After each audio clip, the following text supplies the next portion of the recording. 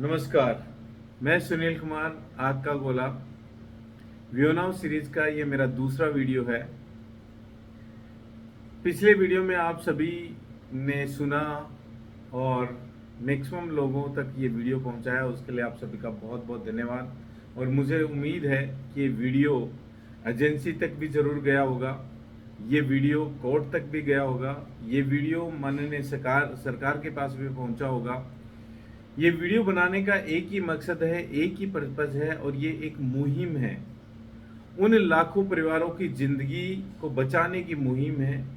उन लाखों परिवारों को एक रिवाइवल करवाने का मुहिम है, जिन्होंने अपनी खून पसीने की कमाई, अपने खून पसीने का पैसा, और इवन बहुत सारी फैमिलियों ने लोन लेकर के व्योनाव के अंदर एसेट परचेज किए। वो एसेट उन्होंने हवा में परचेज नहीं किए, उनके नियर एंड डियर ने उनको सजेस्ट किया, बताया, बहुत सारे लोगों ने जाना समझा और उसके बाद वो एसेट परचेज किए।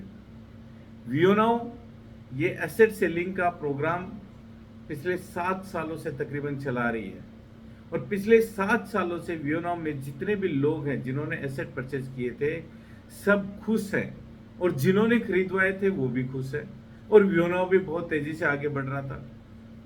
लेकिन 17 अक्टूबर 2024 को व्योनाव पे ईडी की जांच आती है। माननीय एजेंसी फेमा का नाम लेकर के व्योनाव कंपनी में आती है, और 1 महीने फेमा लगाने के बाद पीएमएलए लगा देती है, और ये व्योनाव का केस लंबा चल रहा होता है।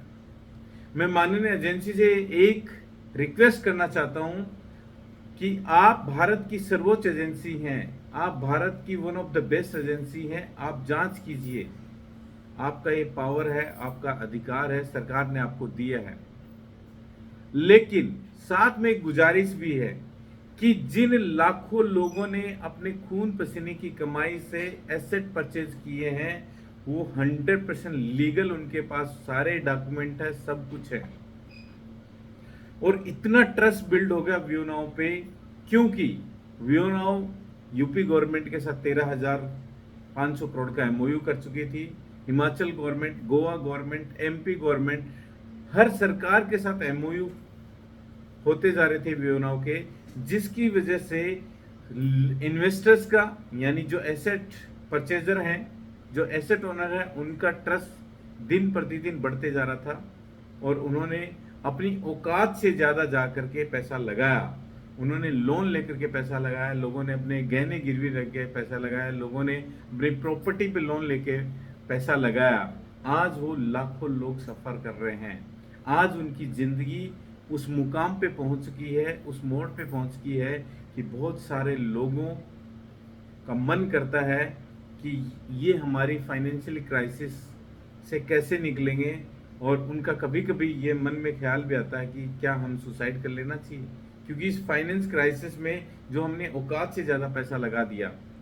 तो इसका निवारण क्या होगा? इसका एक ही निवारण है, इसका एक ही तोड़ है कि व्योनाव के ओनर मिस्टर सुखविंदर सिंह खरोड़, जो पूरी ईमानदारी सच्चाई के साथ काम कर रहे थे, 7 साल से लगातार लोगों को रेंट दे रहे थे, उनको रेंट देने दिया जाए। क्योंकि मुझे विश्वास है कि वो सच्चे हैं, वो ईमानदार हैं, उन्होंने पूरी ईमानदारी के साथ काम किया। जब तक एजेंसी की जांच नहीं आई थी, उन्होंने पाई पाई लोगों को दिया है। एजेंसी से मैं हाथ जोड़ के विनती करना चाहता हूं कि लाखों लोगों की जिंदगी पे आन पड़ी है। सरकार से भी मैं ये अरदास करना चाहता हूं कि लाखों लोगों की जिंदगी और मौत का सवाल है। भारत के प्रधानमंत्री, माननीय प्रधानमंत्री, सुप्रीम कोर्ट के जज साहब, हाई कोर्ट के जज साहब, एजुकेटिंग अथॉरिटी के जज साहब, सबसे हाथ जोड़ के विनती है कि लाखों लोगों की जिंदगी को देखा जाए और इस समस्या का निवारण दिया जाए। आप जांच करनी आप करते रहिए, लेकिन मुझे यह समझ में नहीं आता कि किसी कंपनी के अकाउंट फ्रीज करके, उनका पेमेंट रोक करके आप कौन सी जांच करना चाहते हैं? अगर आप लोगों का भला चाहते हैं, आप ये कहते हैं कि हमें लगता है कि ये व्योनाव वाले स्कैम कर सकते थे, अगर आपको ये लगता है कि व्योनाव के स्कैम कर सकते, तो आप जांच कीजिए। लेकिन लोगों का पे आउट रोक के, लोगों का रेंट रोक के जांच करना, ये सरासर गलत है। ये नहीं होना चाहिए और लोगों का पे आउट, लोगों का रेंट टाइम पे जाना चाहिए। ये रिस्पॉन्सिबिलिटी सरकार की भी है, ये रिस्पॉन्सिबिलिटी माननीय जज साहब की भी है और ये रिस्पॉन्सिबिलिटी एजेंसी की भी है। तो मैं एजेंसी से, सरकार से और न्यायालय से ये दुआ करता हूं कि लाखों लोगों की जिंदगी पे आन पड़ी है। ये ऊपर वाले से दुआ है कि आप इस पे संज्ञान लेंगे और आप जल्दी से जल्दी इस नतीजे पे पहुंचेंगे और वियोनाओं को बाइज्जत बरी करेंगे, ताकि लाखों लोग अपनी जिंदगी को दोबारा से उसी खुशी के साथ जी सकें। थैंक यू, शुक्रिया, धन्यवाद, थैंक यू।